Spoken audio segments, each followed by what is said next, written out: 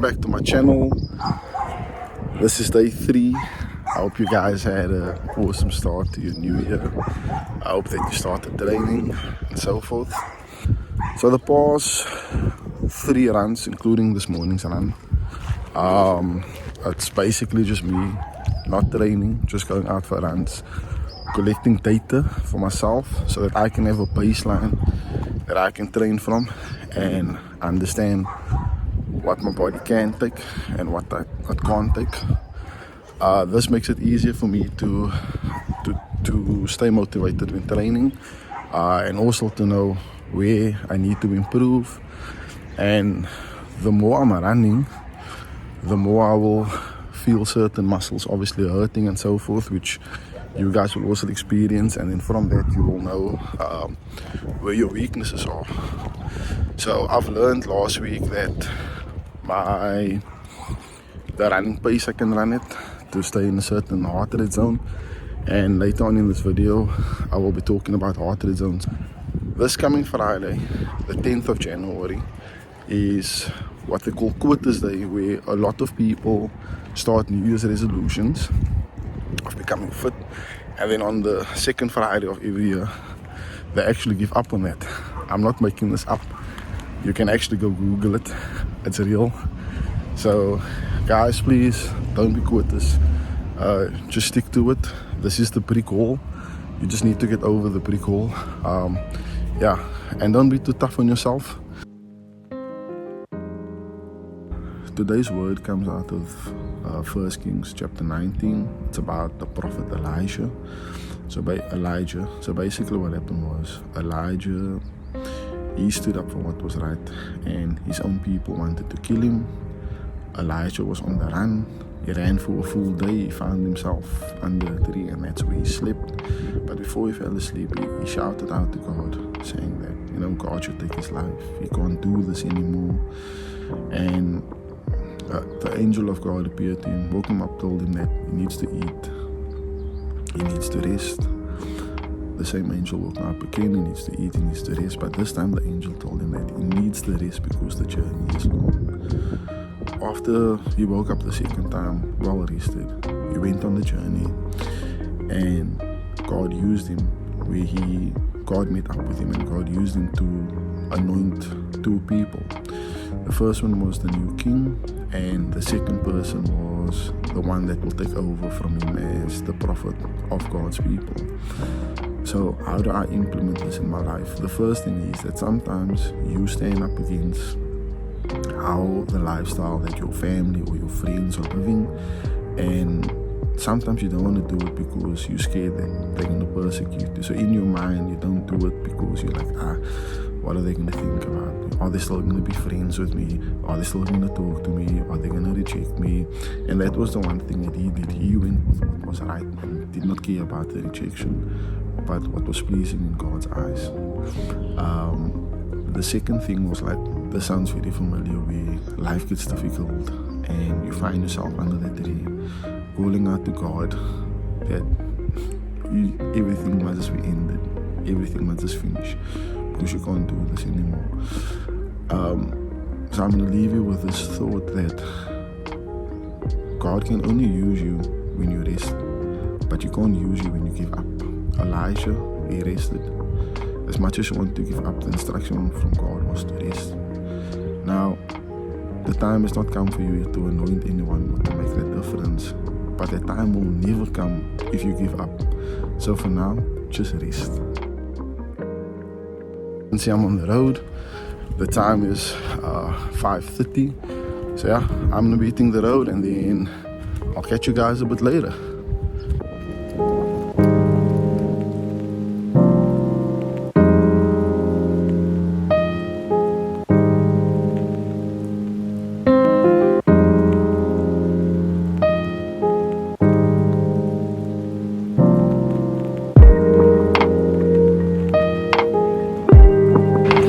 Just covered over 2 kilometers, so I'm picking up the mileage a bit today. Yesterday I ran a bit further than what I did on Wednesday.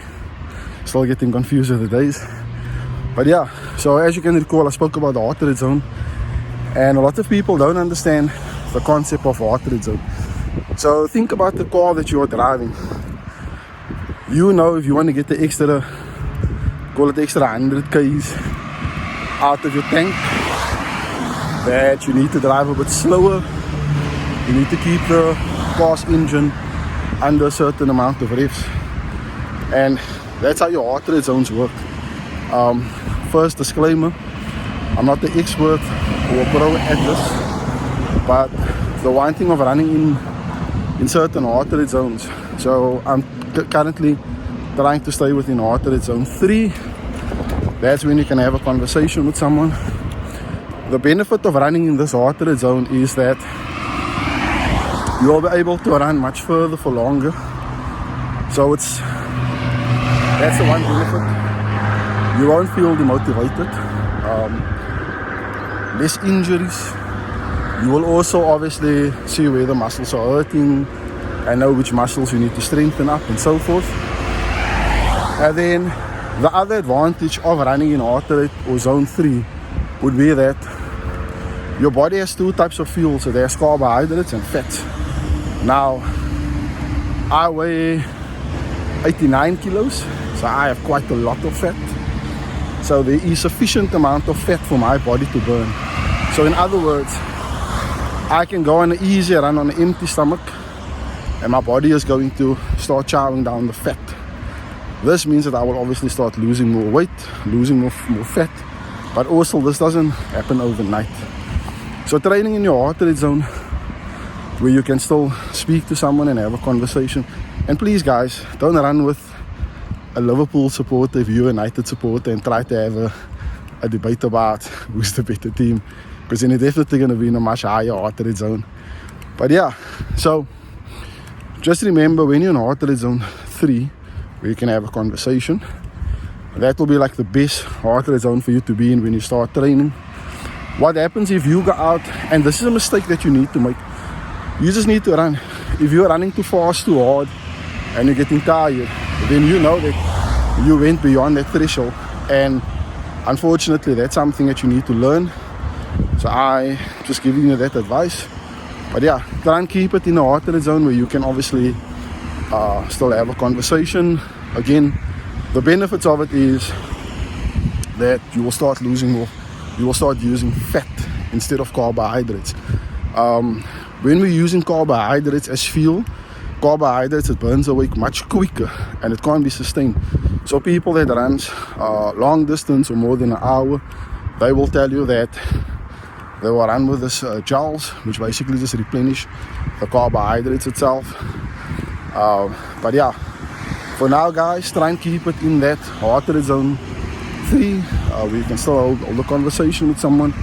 And the other thing is that this also goes in conjunction with a good diet, but I will touch on the good diet in the next episode.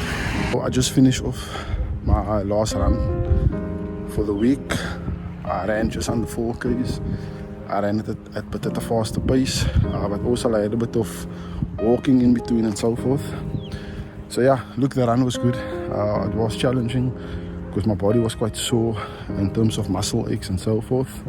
And this obviously comes because of me having doing 3 runs. But like I said, like these runs was more just to find out where my body is at, and I can now identify the muscle aches, where the problems are. So my plan for the weekend would be just to massage those muscles, give it some nice deep stretches and so forth. I won't be running this weekend, but yeah, on Monday I will be doing a bit of a speed test, and I will obviously record that information, so stay tuned as that will be up next. It's Monday morning. What a beautiful day. Lot of clouds in the sky, at least for now. My plan for the weekend was just to rest, get as much rest as possible, massage my legs, do some stretches. So basically the stretches that I'm currently doing, that's the basic stretches that you guys can do. I know I'm still very unfit, so my form is not the greatest. The one thing that's very important to remember is when doing stretches, it's not about how you look when you're doing the stretches, but it's all about doing it right. Feeling that you are stretching the muscle. Like when you're stretching your hamstrings, don't worry about touching your toes. Just make sure that your leg is out straight. You feel the stretch in the hamstring, and you try your best to touch your toes. So also with each stretch, try and do it on both sides. I obviously just did it on one side for obvious reasons. So that's what you are supposed to be, how you're supposed to be handling your stretches. This morning is a serious run for me, so I'm not going to be recording it. I'll be leaving my devices at home, just taking my watch with me, and when I'm done with the run, I'll give you an update. I just finished off my speed test. First kilometer I ran at 7:22. My heart rate was well in zone 3, which I was very happy about.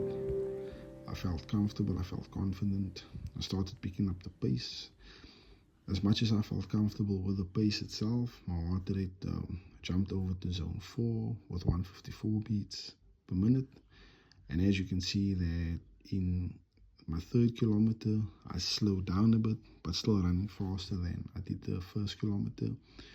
And my heart rate was still averaging 154, and I was struggling to get it back into zone 3, which is just proof of what I spoke about earlier, about going out too hard. And when your heart rate is too high, it's difficult for you to bring it down. And this is a clear sign and indication that I am improving with my overall fitness. So I'm very impressed with the result of today.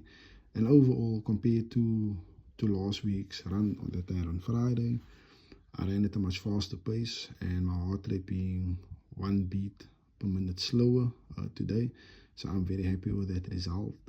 It's a step in the right direction.